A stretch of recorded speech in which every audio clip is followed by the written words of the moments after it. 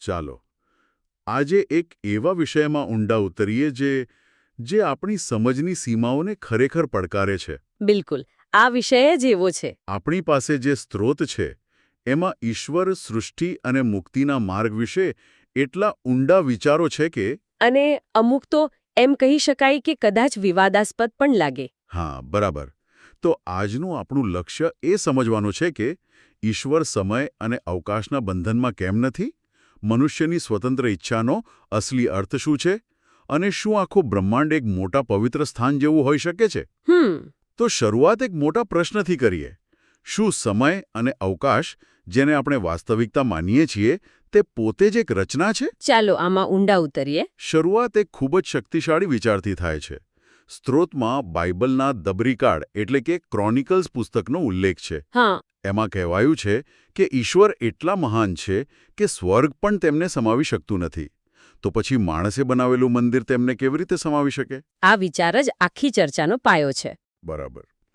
જો ઈશ્વર કોઈ ભૌતિક સ્થાનમાં, કોઈ મંદિરમાં સમાઈ શકતા નથી, તો પછી તેમનો સમય અને અવકાશ સાથે શું સંબંધ હોઈ શકે? અને અહીંયા જ વાત રસપ્રદ બને છે. આ કોઈ કાવ્યાત્મક વાત નથી, પણ એક ગહન ધર્મશાસ્ત્રીય સિદ્ધાંત છે. સ્ત્રોત રોમનોના પત્રનો ઉલ્લેખ કરે છે. હા, એમાં કહ્યું છે કે એમાં સ્પષ્ટ કહ્યું છે કે સમય એટલે કે વર્તમાન કે ભવિષ્યની બાબતો અને અવકાશ એટલે કે ઊંચાઈ કે ઊંડાઈ, આ બધી વસ્તુઓ ઈશ્વરને ઘેરી નથી શકતી. ઓકે. એનાથી બિલકુલ ઉલટું છે. આ બધી વસ્તુઓ પોતે જ સર્જિત વસ્તુઓ છે. સ્ત્રોતમાં એના માટે એક ચોક્કસ કોરિયન શબ્દ છે, પીજોમૂલ. પીજોમૂલ. એનો અર્થ શું થાય? એનો સીધો અર્થ છે બનાવેલી વસ્તુ. એટલે કે સમય કોઈ અનંત વહેતી નદી નથી, પણ ઈશ્વરે બનાવેલી એક વસ્તુ છે. જેમ કોઈ કલાકાર એક શિલ્પ બનાવ્યું હોય એ રીતે. બરાબર, એ જ રીતે. અને ઈશ્વરે શિલ્પની અંદર નથી, પણ તેની બહાર છે. એક મિનિટ, આ તો આખી વિચારવાની રીત જ બદલી નાખે છે. એટલે તમે એમ કહી રહ્યા છો કે જેમ આપણે કોઈ 2D કાર્ટૂનને 3D દુનિયામાંથી જોઈએ છીએ. હા, સારો દાખલો છે. અને એ કાર્ટૂનના પાત્રો આપણને નથી જોઈ શકતા. તો શું ઈશ્વર આપણા સમય અને અવકાશના 4D બ્રહ્માંડને બહારથી જુએ છે? બરાબર. એટલે આપણા માટે જે ભૂતકાળ, વર્તમાન અને ભવિષ્ય છે, તે બધું જ તેમના માટે એક જ ક્ષણમાં હાજર છે. બરાબર, એ જ. આ સ્ત્રોતનો મૂળભૂત તર્ક જ એ છે. આપણા માટે સમય રેખીય છે, એક પછી એક ઘટના બને, પણ ઈશ્વર માટે બધું એક સાથે અસ્તિત્વ ધરાવે છે. એટલે જ સ્ત્રોત કહે છે કે ઈશ્વર ફક્ત અસ્તિત્વના જ ઈશ્વર નથી, પણ અનસ્તિત્વના પણ ઈશ્વર છે. એટલે કે જે હજી બન્યું નથી. હા, જે આપણા માટે હજી અસ્તિત્વમાં નથી આવ્યું, તેને પણ તેઓ જોઈ શકે છે અને અસ્તિત્વમાં લાવી શકે છે. સમય અને અવકાશ તેમના સાધનો છે, તેમની મર્યાદાઓ નથી. ઓકે, આ સમજવું ખૂબ જ જરૂરી છે. કારણ કે જો ઈશ્વર સમય અને અવકાશથી પર છે અને બધું જ એમના નિયંત્રણમાં છે, તો પછી આપણો આગામી મુદ્દો વધુ જટિલ બની જાય છે. સ્વતંત્ર ઈચ્છા. હા, મનુષ્યની સ્વતંત્ર ઈચ્છા. જો ઈશ્વર સર્વશક્તિમાન છે અને બધી જ પરિસ્થિતિઓને સંપૂર્ણપણે નિયંત્રિત કરે છે, તો પછી આપણે કે દેવદૂતો પાસે ફ્રી વિલ કેવી રીતે હોઈ શકે? આ તો એક સીધો વિરોધાભાસ લાગે છે, ખરું ને? બિલકુલ. હા, અને આ એ પ્રશ્ન છે જેના પર સદીઓથી ચર્ચાઓ ચાલી રહી છે. પણ આ સ્ત્રોત જે દલીલ કરે છે તે ખૂબ જ અનોખી છે. શું કહે છે સ્ત્રોત? તે કહે છે કે સર્જિત જીવો પાસે સ્વતંત્ર ઈચ્છા છે એટલા માટે નહીં કે ઈશ્વરનું નિયંત્રણ નથી. તો પછી? પરંતુ કારણ કે ઈશ્વરનું સંપૂર્ણ નિયંત્રણ છે. રોગો, આ તો આપણે જે સામાન્ય રીતે માનીએ છીએ તેનાથી બિલકુલ ઊંધી વાત છે. આપણે તો હંમેશા એમ જ વિચારીએ છીએ કે જો ઈશ્વર બધું નિયંત્રિત કરે તો આપણી પાસે કોઈ સ્વતંત્રતા ન હોય. સાચી વાત. પણ આ સ્ત્રોત કહે છે કે ઈશ્વરના નિયંત્રણ વગર સાચી સ્વતંત્રતા શક્ય જ નથી. આ વિચાર પર થોડી વધુ વાત કરીએ. ચોક્કસ. શું એનો મતલબ એ નથી કે આપણી પસંદગીઓ મર્યાદિત છે? જો ઈશ્વર જ મેદાન તૈયાર કરે છે, તો શું આપણે ખરેખર સ્વતંત્ર છીએ કે પછી આપણે કેવલ એક મોટા નાટકના પાત્રો છીએ? હા, જેમને લાગે છે કે તેઓ પોતાની મરજીથી બધું કરી રહ્યા છે. ખૂબ જ સારો પ્રશ્ન. અને અહીં સ્વતંત્ર ઈચ્છાની વ્યાખ્યા સમજવી પડશે. એનો અર્થ સર્વશક્તિમાન હોવું નથી. ઓકે. સ્ત્રોત મુજબ ઈશ્વરનું નિયંત્રણ આપણી પસંદગીને છીનવી લેતું નથી, પરંતુ પસંદગી કરવા માટેનું એક મેદાન, એક પ્લેટફોર્મ તૈયાર કરે છે. એક પ્લેટફોર્મ? હા, તે એવી પરિસ્થિતિઓ બનાવે છે જ્યાં પસંદગી વાસ્તવિક અને અર્થપૂર્ણ બને. જેમ કે બાઇબલમાં પણ કહ્યું છે કે ઈશ્વર આપણી સહનશક્તિ કરતાં વધારે પરીક્ષણમાં પડવા દેતા નથી. અને તેમાંથી બચવાનો માર્ગ પણ કાઢે છે. બરાબર. આનો અર્થ શું થયો? એ કે તેઓ એવી સ્થિતિ નથી બનાવતા જ્યાં પાપ કરવું અશક્ય હોય, કે એવી પણ સ્થિતિ નથી બનાવતા જ્યાં પાપ કરવું અનિવાર્ય બની જાય. એટલે કે એક સંતુલન રાખે છે. બિલકુલ. એક સંતુલિત પરિસ્થિતિ જ્યાં આપણે શીખી શકીએ અને સાચી પસંદગી કરી શકીએ. આમ સ્વતંત્ર ઈચ્છા એ ઈશ્વર દ્વારા પ્રદાન કરાયેલા સંજોગોમાં નૈતિક પસંદગી કરવાની ક્ષમતા છે, અને આ શીખવાની પ્રક્રિયા માટે જ તેમણે આપણને સમય નામનું પ્લેટફોર્મ આપ્યું છે.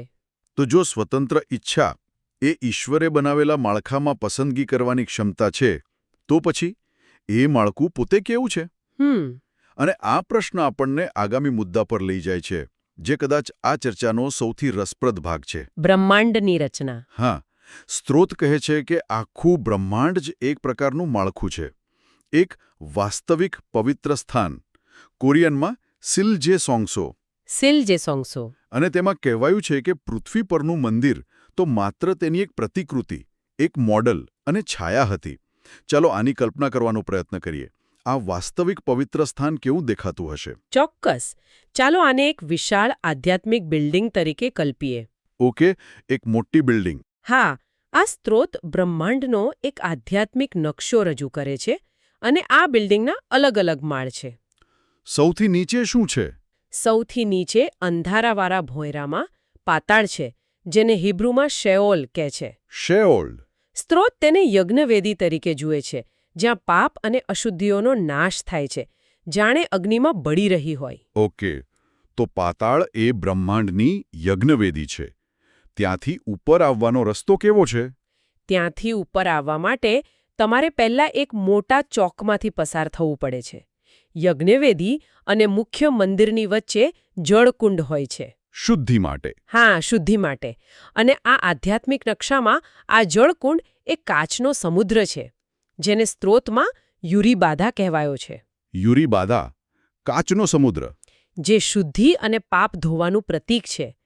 અને જ્યારે તમે આ કાચના સમુદ્રને પાર કરી લો, ત્યારે જ તમે ઉપરના માળે આવેલા મુખ્ય હોલમાં, એટલે કે સ્વર્ગમાં. હા, દેવદૂતોના સ્વર્ગમાં, જેને ચોન્સાનેલ અથવા પવિત્ર સ્થાન કહે છે, ત્યાં પ્રવેશી શકો છો. એક મિનિટ, આ બધું એક સાથે સમજવું થોડું અઘરું છે. પાતાળ, પછી શુદ્ધિ અને પછી સ્વર્ગ. આ કોઈ વિડિયો ગેમના લેવલ જેવું લાગે છે, ખરું ને? જ્યાં તમારે દરેક તબક્કો પાર કરીને આગળ વધવાનું હોય. હા, તમે એવું કહી શકો. એક રીતે એવું જ છે. અને સ્વર્ગમાં પણ અલગ અલગ ભાગ હશે, ખરું? જેમ પૃથ્વી પરના મંદિરમાં હતા. બિલકુલ. જેમ મંદિરમાં એક પડદાની પાછળ મહાપવિત્ર સ્થાન હતું, જ્યાં ફક્ત મુખ્ય યાજક જ જઈ શકતા. હા, તે જ રીતે આ બ્રહ્માંડીય મંદિરમાં પણ એક મહાપવિત્ર સ્થાન છે. એ સ્વર્ગનો ભાગ જ્યાં ઈશ્વરનું સિંહાસન છે. અને પેલો પડદો? જેમ પડદા પર કરૂબ દેવદૂતોના ચિત્રો હતા, તે જ રીતે વાસ્તવિક સ્વર્ગમાં પણ શક્તિશાળી કરૂબ દેવદૂતો છે, જે ઈશ્વરના સિંહાસનની રક્ષા કરે છે. આમ પૃથ્વી પરનું માળખું એ સ્વર્ગીય વાસ્તવિકતાનું એક જીવંત 3D મોડેલ હતું. તો આ બ્રહ્માંડીય બિલ્ડિંગમાં પાતાળના ભોંયરામાંથી સ્વર્ગના સિંહાસન સુધી પહોંચવાનો મુક્તિનો માર્ગ કેવો છે? સ્ત્રોત ઇઝરાયેલીઓ દ્વારા લાલ સમુદ્ર પાર કરવાની ઐતિહાસિક ઘટનાને આ આધ્યાત્મિક કાચના સમુદ્ર સાથે જોડે છે. આ જોડાણ પાછળનો અર્થ શું છે? આ જોડાણ જ મુક્તિના માર્ગનો સાર છે. ચાલો આને એક પાસપોર્ટ અને વિઝાની જેમ સમજીએ. પાસપોર્ટ અને વિઝા રસપ્રદ છે. હા, સ્ત્રોત સમજાવે છે કે ઇઝરાયેલીઓનું ફારૂનના શાસનમાંથી છૂટવું એ શેતાનના બંધનમાંથી છૂટવાનું પ્રતીક છે. ઓકે. આ પાસ્ખા પર્વના બલિદાન દ્વારા શક્ય બન્યું, જે ઈસુના વધસ્તંભનું પ્રતીક છે. વધસ્તંભ એ તમારો પાસપોર્ટ છે, જે તમને આધ્યાત્મિક મુસાફરી કરવા માટે અધિકૃત કરે છે. બરાબર. અને વિઝા? વિઝા શું છે? વિઝા એ લાલ સમુદ્ર પાર કરવો છે. આ કાચનો સમુદ્ર પાર કરવાનું પ્રતીક છે, જે બાપ્તિસ્મા સૂચવે છે. બાપ્તિસ્મા. હા, તે પાપ માટે મૃત્યુ પામીને ઈશ્વરના લોકો તરીકે નવો જન્મ પામવાની ક્રિયા છે. બાપ્તિસ્મા એ તમારા પાસપોર્ટ પરનો વિઝા સ્ટેમ્પ છે, જે તમને સરહદ પાર કરીને નવા દેશમાં એટલે કે સ્વર્ગમાં પ્રવેશવાની મંજૂરી આપે છે. વાહ, સમુદ્ર પાર કરી શકે છે. એટલે જ પ્રકટીકરણના પુસ્તકમાં મૂસાનું ગીત અને હલવાનનું ગીતનો ઉલ્લેખ છે બિલકુલ. તે આ જ વિજયનું ગીત છે. જેઓ શૈતાન અને પાપ પર વિજય મેળવીને કાચના સમુદ્રને પાર કરે છે તેઓ આ ગીત ગાય છે. સાચી વાત. અને સ્ત્રોત મુજબ જેઓ આ માર્ગ પસંદ કરે છે અને પુનરુત્થાન પામે છે તેમના પછી પૃથ્વી પર ઈશ્વરનો અંતિમ ન્યાય શરૂ થાય છે.